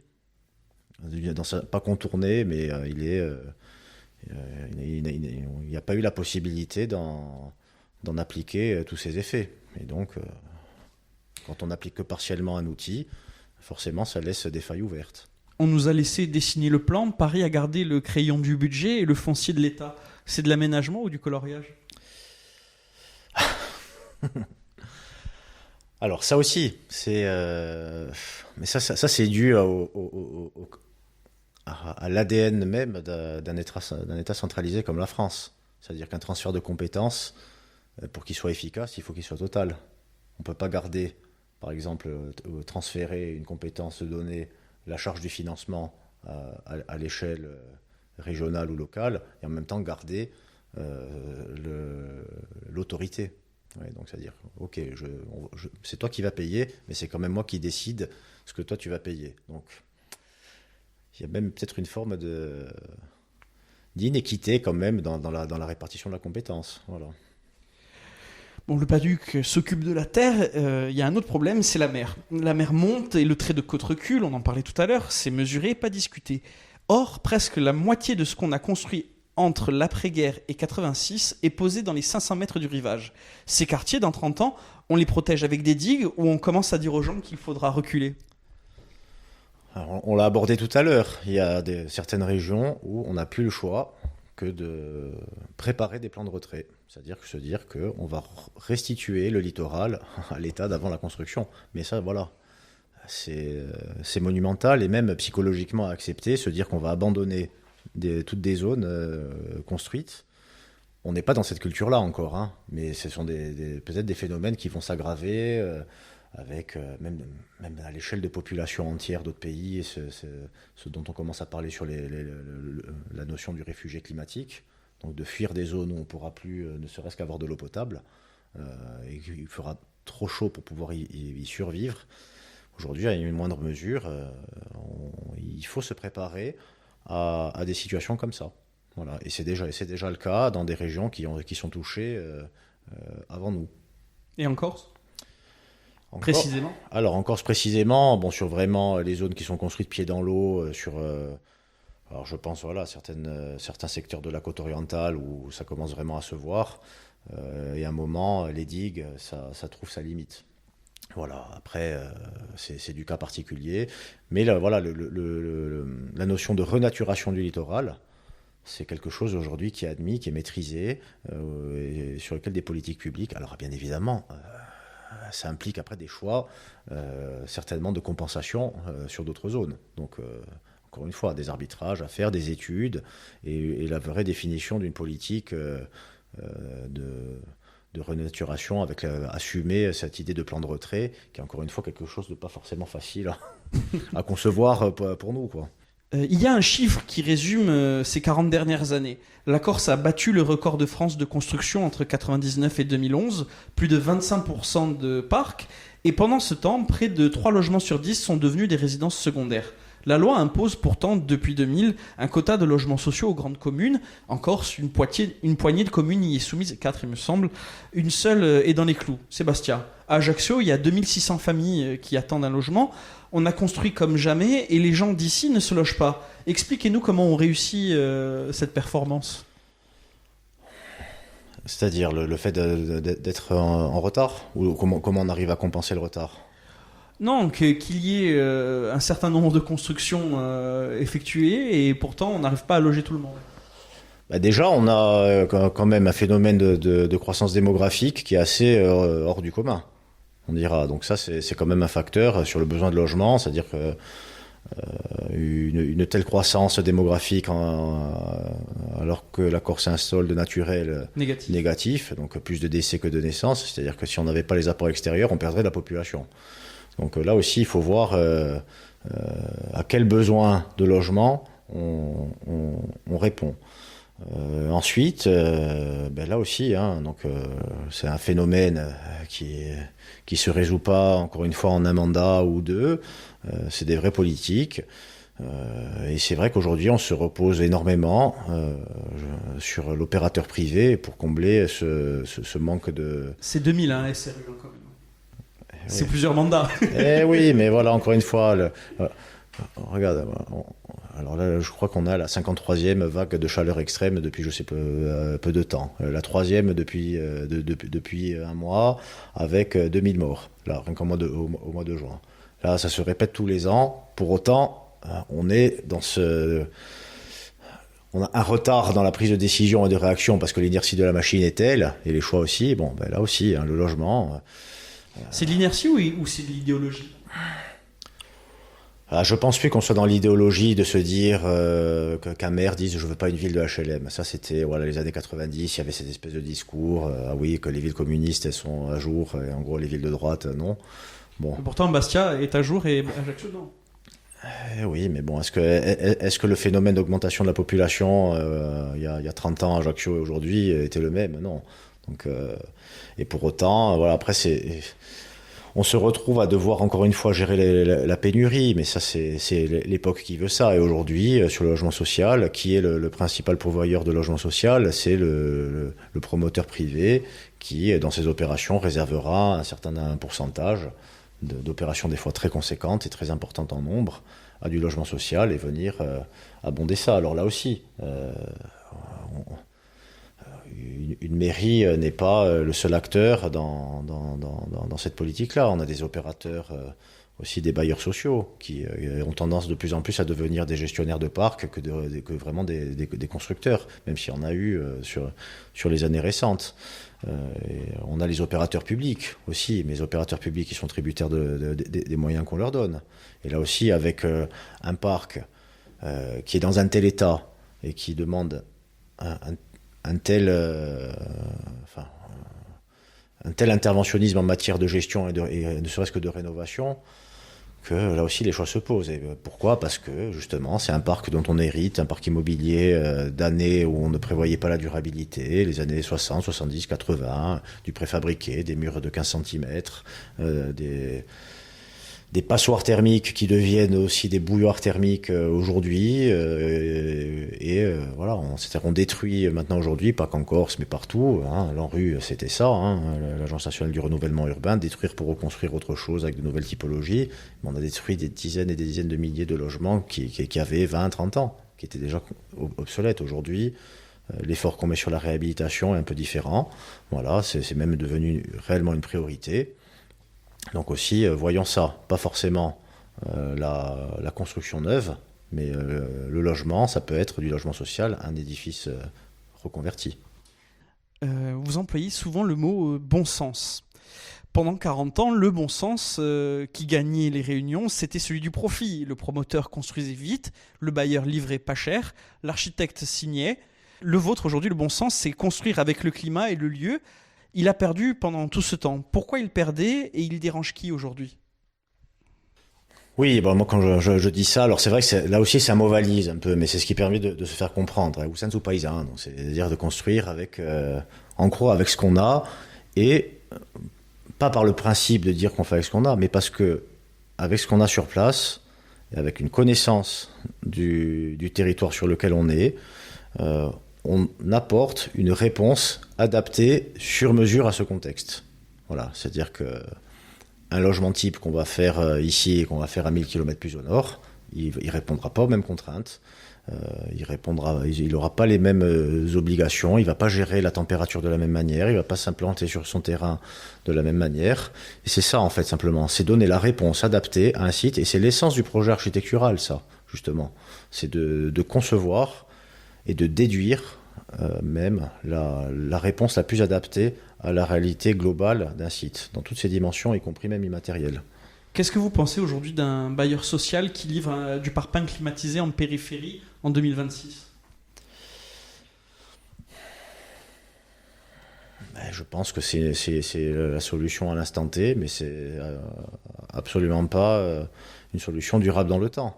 C'est-à-dire, moi, j'ai des exemples exactement inverses, où une mairie de village va construire, alors certes une petite opération, 3 logements en pin plantés sur la commune, dans lequel on n'a besoin ni de climatisation ni de chauffage quasiment, et qui a permis à des gens de s'installer dans leur village. Voilà, donc aussi on sait faire.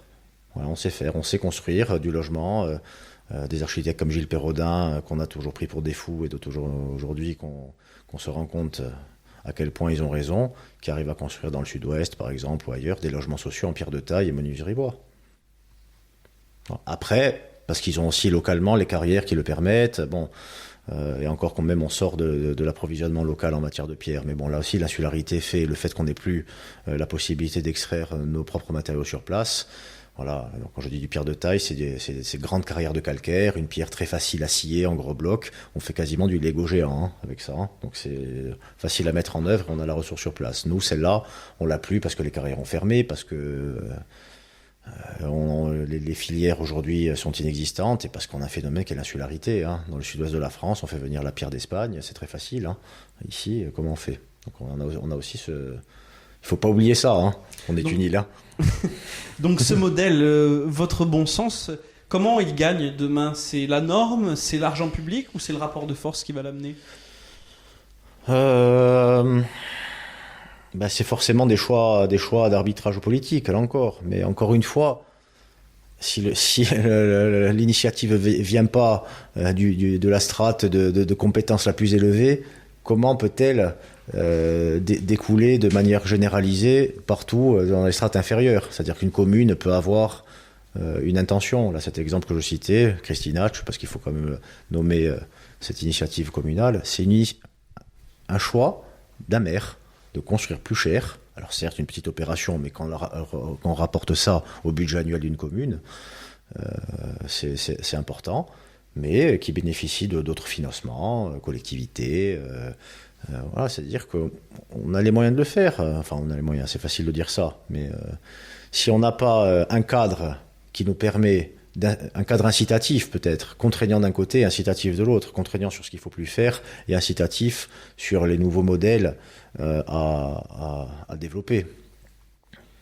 Dès qu'on parle de plan public de cette grandeur, de cet ordre-là, on nous dit utopie.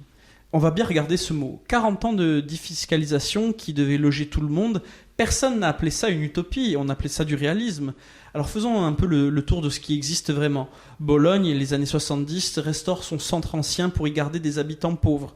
Vienne loge 4 ménages sur 10 et sur ses façades des années 20, c'est écrit en lettres rouges « financé par l'impôt sur les riches ». Barcelone a ouvert 500 refuges climatiques gratuits, 98% des habitants à moins de 10 minutes. Des villes, pas des empires. Donc la vraie question, qui a décidé que chez nous c'était pas possible et pourquoi on l'a cru ? Bon, alors après, déjà, c'est ou des capitales, ou au moins des capitales régionales. Hein. La plus petite de ces villes, Bologne, c'est 300 ou 400 000 habitants. C'est l'île entière. Voilà, alors après, là, encore une fois, c'est les possibilités de le faire. Mais moi, je citerai Christine Hatch qui le fait. Non, voilà.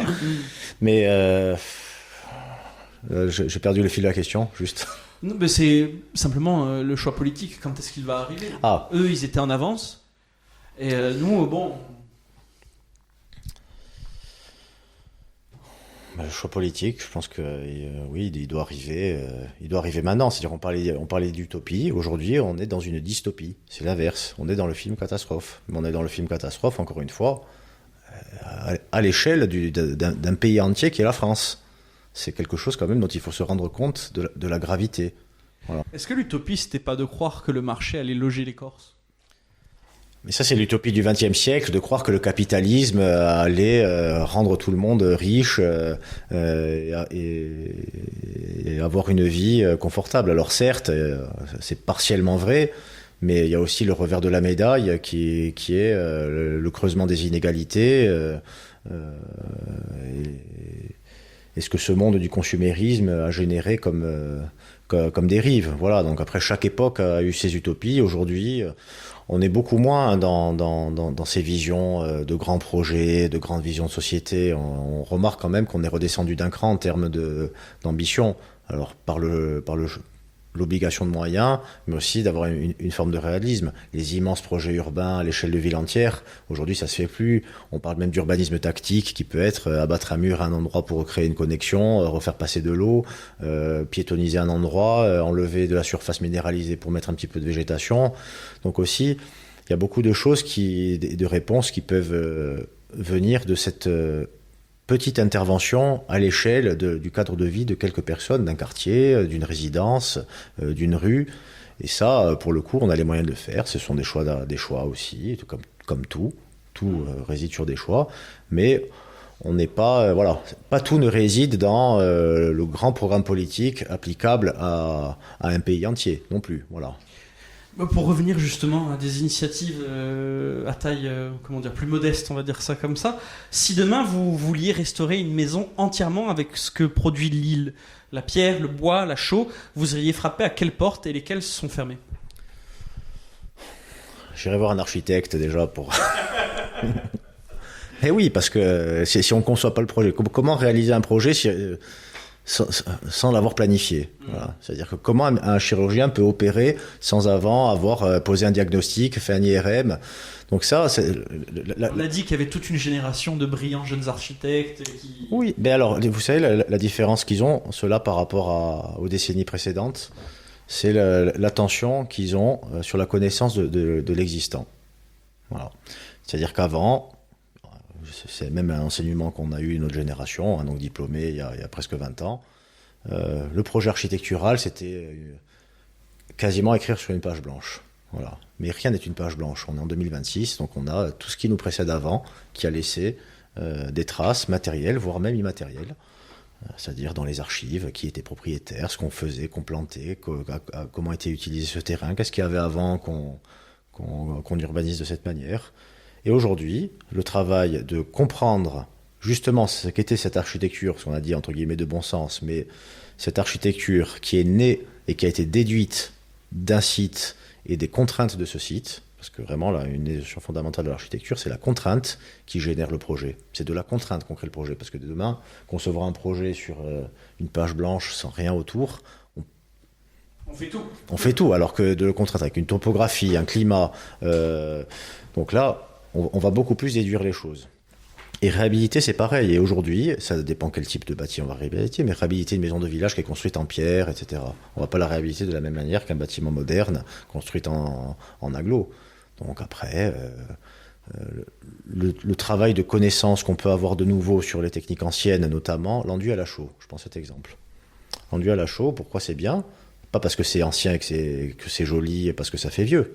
C'est parce que c'est une peau qui permet de ne pas faire rentrer l'eau, mais qui permet de faire respirer un bâtiment et donc d'avoir une régulation de l'humidité à l'intérieur d'un bâtiment. C'est-à-dire qu'il va littéralement respirer et l'humidité va aller vers l'extérieur.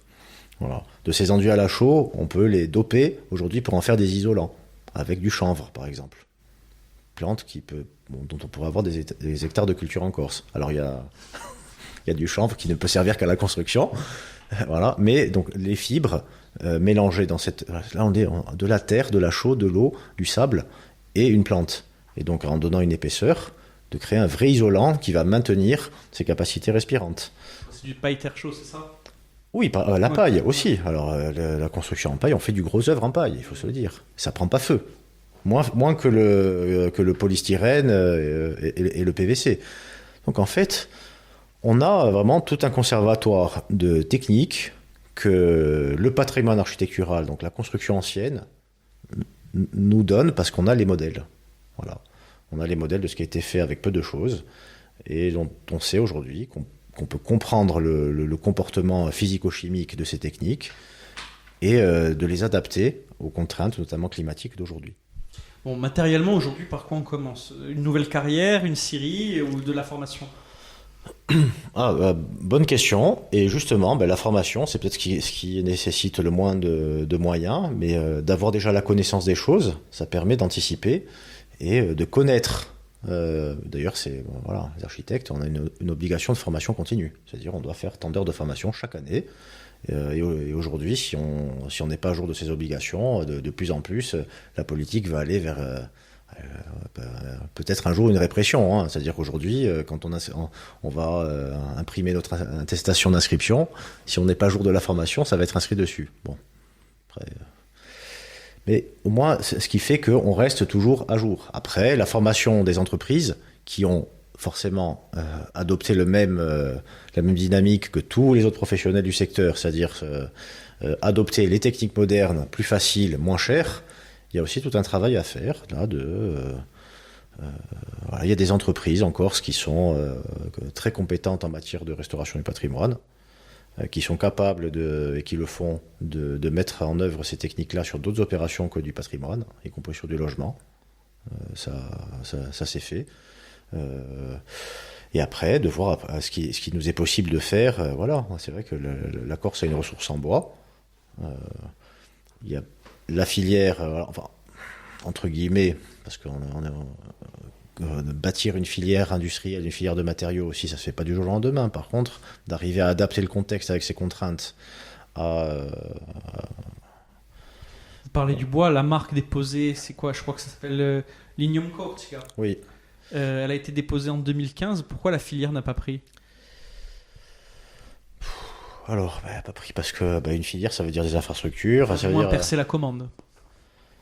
Mais parce que là aussi, il faut la volonté par exemple, alors, là aussi, il y a une difficulté. C'est imposer du bois, on peut le faire. Imposer du bois corse. La directive européenne des marchés publics, qui est en cours de révision. Et justement, c'est vraiment un des points de remise en question dans cette directive-là. C'est par le prisme de la problématique climatique, se dire qu'imposer du local, ça peut prendre le pas sur l'intérêt d'offrir les mêmes conditions de concurrence à n'importe quel opérateur de l'Union européenne. Parce que c'était ça le principe, c'est la libre égalité des candidats sur un marché, où qu'ils soient dans l'Europe.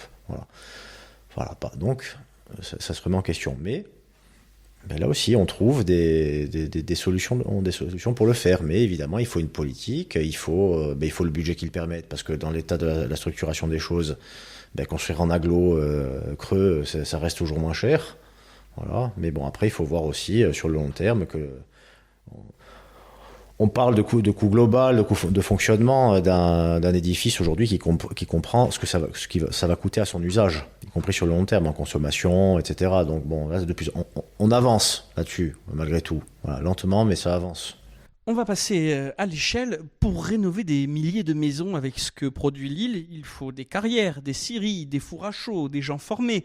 Dessinez-nous cette filière. Combien de sites, combien d'emplois, combien d'années, et dites-nous qui devrait la porter, parce que le privé a eu 40 ans déjà et on a vu ce qu'ils ont fait. Alors franchement, je pense pas que je pourrais répondre à cette question. Parce que là aussi, donc moi je saurais vous dire simplement comment on pourrait... simplement dire qu'il y aurait besoin de cette ressource-là. Voilà. Mais après, comment la structurer, on est dans une question d'échelle, là aussi, qui est forcément au plus haut niveau de décision. Mais là aussi, comment on va dire, même à l'échelle d'une collectivité comme la nôtre, ça suffit pas. C'est-à-dire que la simple exploitation d'une ancienne carrière qui a existé, donc de pouvoir extraire de quelques mètres cubes de pierre à un endroit où on l'a toujours fait historiquement, c'est soumis à un arsenal d'autorisations qui sont délivrées par les services de l'État exclusivement, qui est en fait pas adapté par rapport à la réalité de la chose. C'est-à-dire et aujourd'hui, c'est ce niveau de réglementation-là qui est on va dire, bloquant. Alors ça, je peux vous donner un petit exemple. La carrière à Talanne. Alors, c'est pas celui-là auquel je pensais à la carrière de Brande. De Brande. La Talanne, il existe, c'était une création, c'était pas une... Voilà, la carrière de Brande a toujours existé, notamment tous les sols de Bastia, tous les quais du port sur des blocs de 2 mètres de 2 mètres cubes sont faits en ce cipolin qui est une forme de pierre marbrière qui est très intéressante. Et à l'époque où sort le concours de l'Aile d'Ilonde, donc cette passerelle qui contourne la citadelle, donc on fait partie d'une des équipes candidates à ce concours.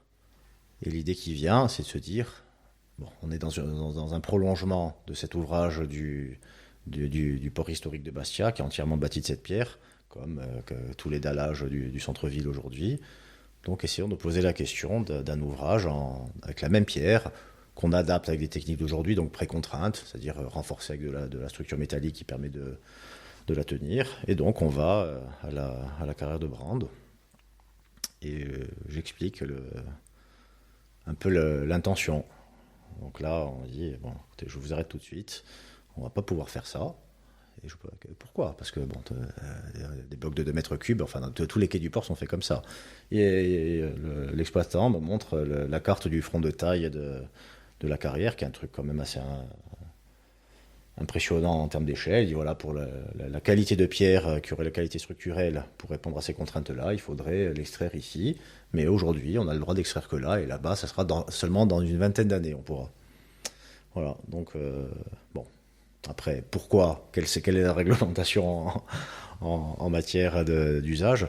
Mais bon, voilà, ce qui fait qu'on aurait pu, on avait l'endroit, on avait un ancien front de taille d'où étaient extraites ces pierres, mais on n'avait simplement pas le droit de l'utiliser. Donc, qu'est-ce qu'on fait ? On se reporte vers une solution béton. Bon, on a perdu ce concours, c'est pas grave. Le projet qui a été réalisé méritait d'être le projet gagnant.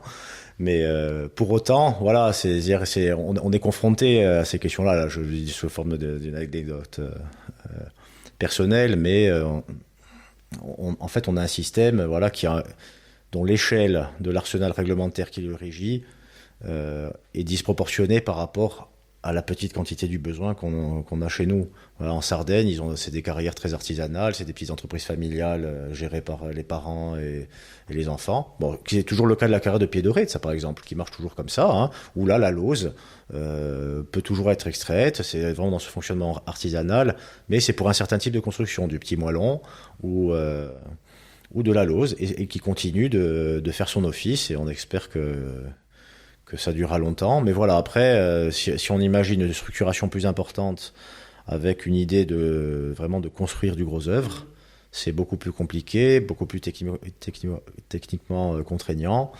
Et voilà, une échelle d'exploitation qui est plus la même. Alors après, est-ce que c'est économiquement viable aussi? Ça, il faut voir par rapport au marché que ça représenterait, parce qu'il y a ça aussi à quoi on se heurte. C'est encore une fois, c'est la dimension de notre île. Et quelle serait la réalité du marché pour avoir une carrière de pierre qui alimenterait du gros œuvre, quand on compare avec les carrières du sud de la France ou de la région parisienne, ce que c'est comme échelle monumentale d'extraction de matériaux, beaucoup plus facile en plus que les pierres qu'on a chez nous, donc, à part Bonifacio et la région de Saint-Florin Patrimoine. Voilà, donc il y a énormément de facteurs, et aussi peut-être on se heurte aujourd'hui à notre propre échelle, donc il faut un peu de réalisme, mais donc complexe. Vous parliez de la Sardaigne. Imaginons que le statut d'autonomie aboutisse et que la Corse tienne enfin le stylo sur son urbanisme. Qu'est-ce qu'on écrit en premier et qu'est-ce qu'on interdit? Alors ça... Bref, alors soit je vous donne la réponse de ce qu'on entend tous, et qui est, c'est-à-dire d'un moment mettre un frein à un certain nombre de... Mais pour vous, la priorité, c'est quoi? Alors, pour la priorité, c'est de recentrer, on va dire, c'est la priorité qui s'impose, en fait, hein. C'est-à-dire après, sur quel plan, par quel prisme on va juger ça? Celui du développement économique ou celui de la survie des populations? Moi, mon avis aujourd'hui, c'est celui qui est le prisme du changement climatique extrême tel qu'il est. Donc, c'est forcément rompre avec ces modèles de l'urbanisation de la fin du XXe siècle, qui est celui de l'étalement urbain, celui de la construction du logement comme un produit financier de spéculation, de permettre aux populations d'ici de se loger dans des conditions qui soient dignes, qui permettent d'assumer au quotidien le fonctionnement de leur logement sans en dépenser des fortunes, et d'avoir un accès déjà simplement au logement.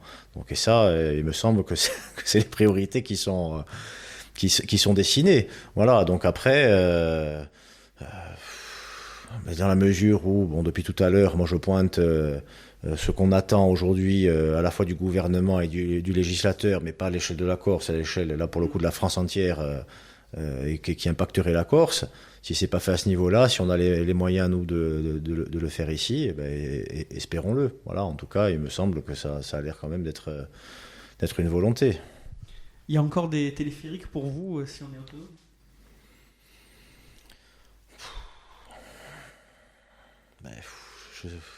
Ça dépend où, ça dépend aussi à quoi c'est raccordé. Après, est-ce qu'on peut être dépendant du tout voiture? Voilà, encore une fois, toujours, est-ce qu'on peut continuer là-dessus? Aujourd'hui, si on n'a pas de voiture, comment on fait? Il y a bien des villes qui arrivent avec des téléphériques ou des transports sur rail, ou une politique du vélo, du transport en commun, de sortir de ça. Voilà, on prenait l'exemple de villes européennes tout à l'heure, dans énormément de grandes villes d'Europe, la voiture n'a plus accès dans le centre-ville. La Rochelle. Voilà, donc après le téléphérique, oui, c'est un contexte local, c'est objet polémique, donc je n'irai pas là-dessus, mais bon, la réflexion sur des moyens de transport alternatifs aussi. D'ailleurs, c'est pas que le transport, encore une fois, comme une politique sectorielle. La mobilité, c'est une composante. Mobilité, bassin d'emploi, logement, économie, qualité de vie, c'est des composantes d'une seule et même conception du devenir d'un territoire. Et on peut pas les penser de manière sectorielle, y compris l'implantation d'une industrie qui va générer de l'emploi local, donc qui va générer des besoins en logement, donc des besoins aussi, des contraintes en mobilité. Tout est lié. Voilà, donc le transport, c'est une composante globale de la manière dont un bassin de vie fonctionne. Une meilleure collaboration avec les urbanistes, elle est à souhaiter. Toujours ça. C'est vrai que moi je milite énormément pour la présence d'architectes, d'urbanistes qui soient vraiment experts et qualifiés dans les services publics. Voilà. Bon, et ça, pour le coup, ça se développe. Voilà, donc, ça se développe, et d'avoir cette compétence en expertise, en conseil de l'intérieur. Voilà, il y a aussi des choses un peu moins visibles qui se font. Alors voilà, le téléphérique fait polémique. Il y a une charte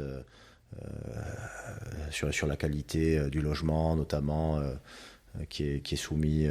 Alors, je ne sais pas où ça en est, mais bon, élaboré en interne par ma consoeur Katia Maïboroda, notamment, qui est architecte urbaniste à la CAPA. Alors après, est-ce que ça portera ses fruits? Je ne sais pas.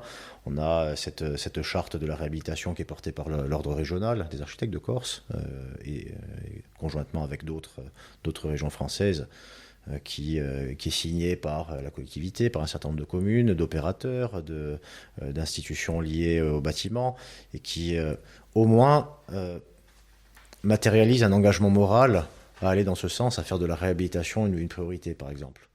Ce document-là, c'est ça. Donc déjà, le fait qu'il y ait cette démarche d'adhésion et d'engagement moral à améliorer un certain nombre de choses, oui, mais entre ça et rien, voilà.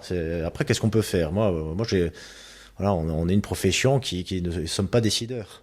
C'est-à-dire, moi, je refuse qu'on soit simplement des exécutants. C'est-à-dire qu'on n'est pas décideurs, mais je milite pour qu'on fasse appel à nous comme des aides à la décision. Voilà, c'est-à-dire que... Voilà, et c'est pour ça, là, pour revenir à cette notion à la politique, l'architecture, c'est un métier éminemment politique. C'est politique parce qu'on traduit en espace un projet politique à l'échelle d'une commune, par exemple. Un équipement, c'est un élément d'un projet politique. Un urbaniste qui va réfléchir sur la structuration d'un plan directeur d'un quartier, c'est politique. Et on a cette démarche depuis des années, là, avec l'Ordre national, un maire, un architecte. On est très présent au Salon des maires de Paris. L'Ordre des architectes est présent au Salon des maires ici en Corse, Haute-Corse et Corse du Sud, pour dire, on marche avec vous, voilà, et vous pouvez compter sur nous, y compris partager les responsabilités qui sont lourdes à porter à l'échelle d'un mandat d'un maire. Et donc, on souhaite être vraiment plus, autant que possible, voilà, reposez-vous sur nous aussi, et on est là pour ça, dans cet intérêt public. Oui, aujourd'hui, il y a beaucoup de maires qui sont peut-être pas armés, entre guillemets, pour penser ça de manière structurelle, et bien qu'ils aient envie de bien faire.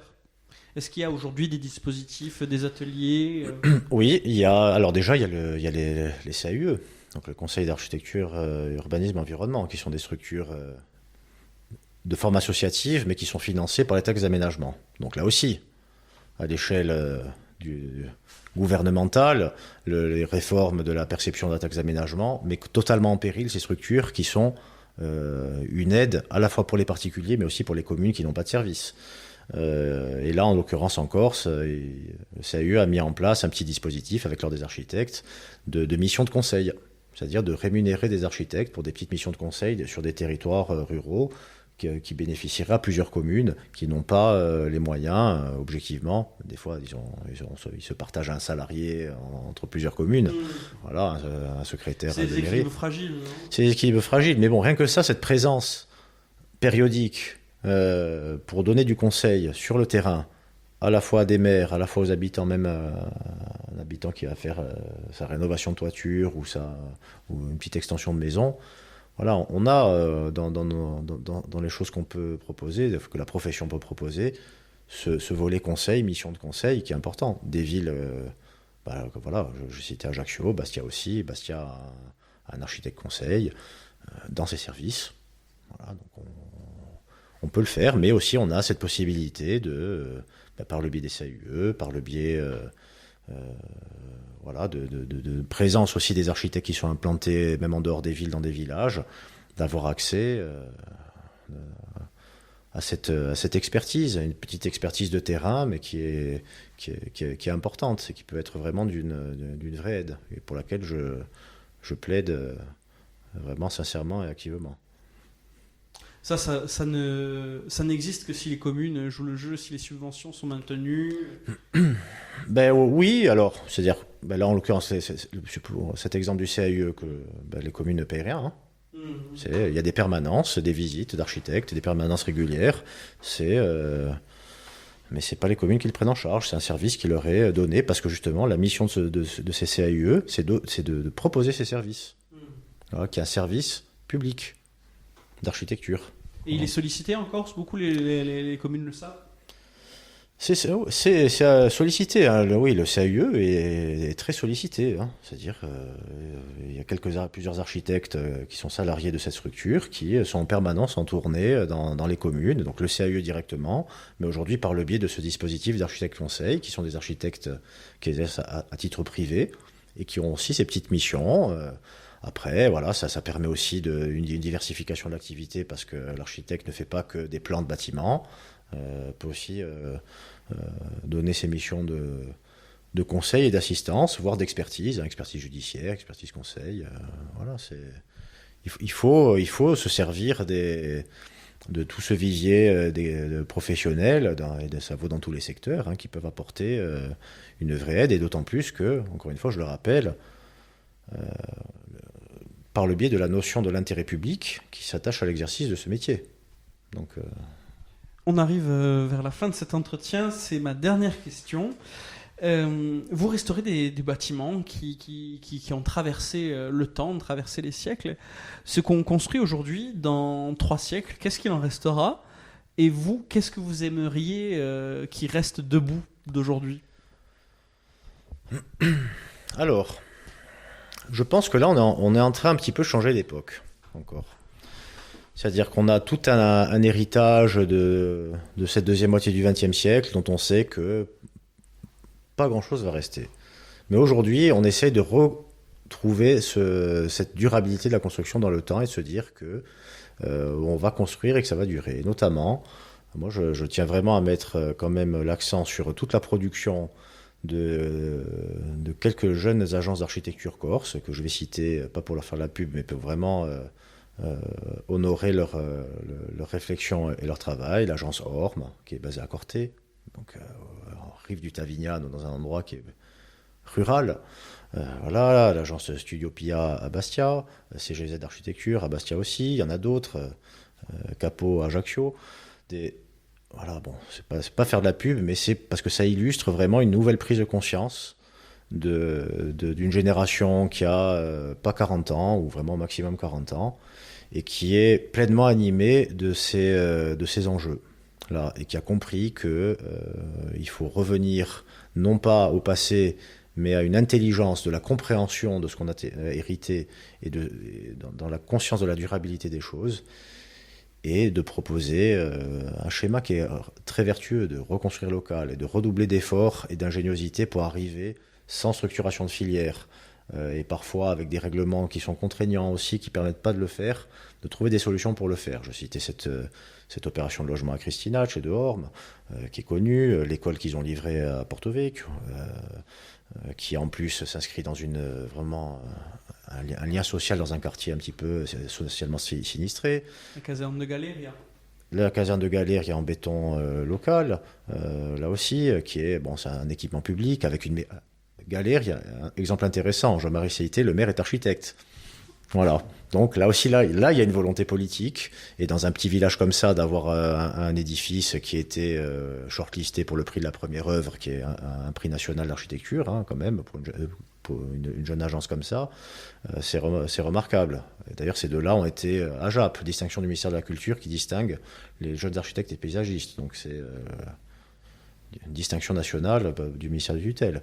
Voilà, CGZ et AFABRICA, 2 agences associées sur ce centre culturel de Corbar à construire en béton de terre, avec la terre du site. Voilà, ça va rester, ça. Parce que quand on a des bâtiments avec des murs de 40 ou 50 cm faits avec la terre du site et de la pierre, On peut imaginer que la durabilité par rapport à l'agglo creux, le placo et le polystyrène. Voilà. Mais c'est surtout de montrer, et là encore aussi Corbard, volonté politique, de faire un concours déjà à l'époque sur une échelle de montant qui ne le nécessitait pas. Mais donc de se dire, on se donne les moyens d'avoir plusieurs propositions, on va les payer et on va choisir le meilleur projet. Voilà.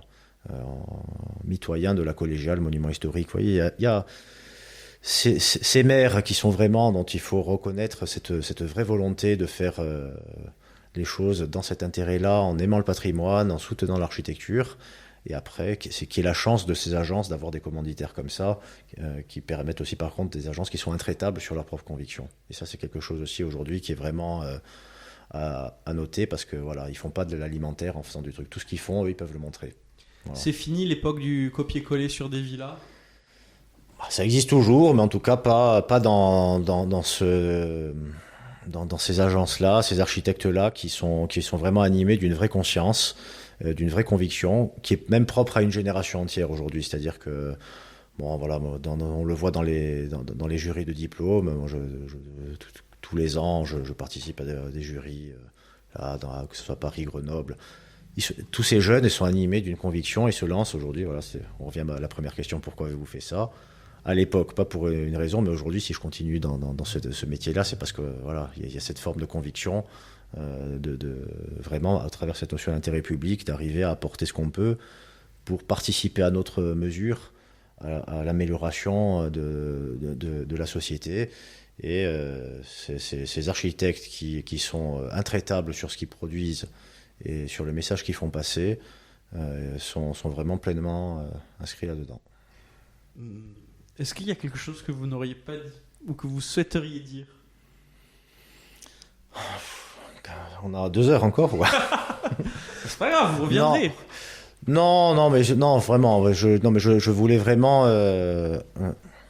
insister sur cette notion d'intérêt public et sur peut-être le défaut des fois d'image et de compréhension de la part du public dont la profession souffre.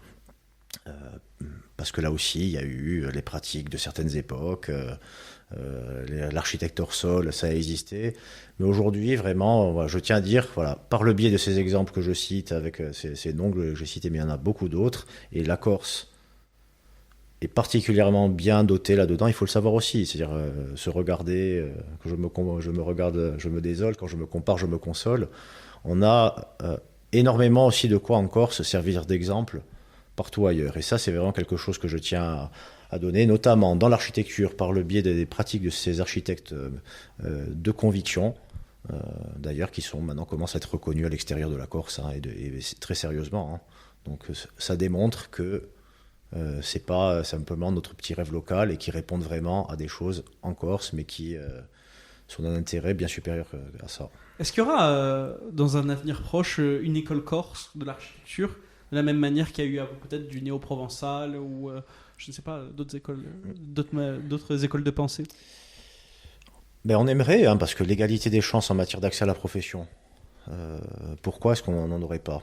Voilà, donc moi j'entends des voix qui nous disent, ça c'est un élément rajouté, oui, qu'il faut partir. Il faut partir certes, mais il faut aussi pouvoir se donner l'opportunité de pouvoir rester si on veut, et pourquoi pas à d'autres de partir chez nous. Admettons, on est parti ailleurs. Et aujourd'hui, on a tout ce qu'il faut, je pense, en compétences, en architecture, en problématiques qui nous sont propres, qui peuvent être transposées bien à d'autres échelles, le littoral, la question sociale, économique, culturelle, la montagne. C'est une diversité de contextes en Corse qui est assez unique. Et c'est un projet d'ailleurs qui est engagé. C'est-à-dire qu'aujourd'hui, on délivre sur le sol de la Corse l'habilitation professionnelle après le diplôme, ce qui permet d'exercer le titre d'architecte. Là, ça va être la 4e promo en septembre. Donc, on a eu déjà 3 générations, 3 promos d'architectes qui ont passé leur habilitation professionnelle permettant de porter le titre sur le sol de la Corse. Et ça, c'est grâce à l'école d'architecture de Versailles qui a voulu délocaliser ce système, avec un partenaire fondamental dans cette démarche-là, qui est l'Université de Corse, qui a manifesté depuis 2018 même son souhait d'être active et porteur au niveau de la Corse de ce projet de développement d'un enseignement de l'architecture dans la forme qu'on parviendra à lui donner, parce que c'est toujours le ministère de la Culture qui a la décision de ça. Mais on a réussi à contourner, et justement, grâce à l'université qui porte pédagogiquement, administrativement et économiquement ce projet-là, parce que c'est l'université qui a recruté les enseignants. Donc d'arriver, on espère, un jour à peut-être un format un petit peu pilote, spécial, comme il y a pu avoir à La Réunion notamment, d'une école d'architecture en Corse, mais en tout cas qui est une vraie école au terme de la manière de penser, c'est-à-dire une école, faire école. Aujourd'hui, je pense elle est déjà en train de se constituer au travers déjà de ces pratiques-là, qui sont bien identifiables. On espère, en tout cas les architectes corses, qu'on va poursuivre dans cette voie. C'est la fin de cet entretien, Sébastien Tchéléry. Merci beaucoup. Merci à vous.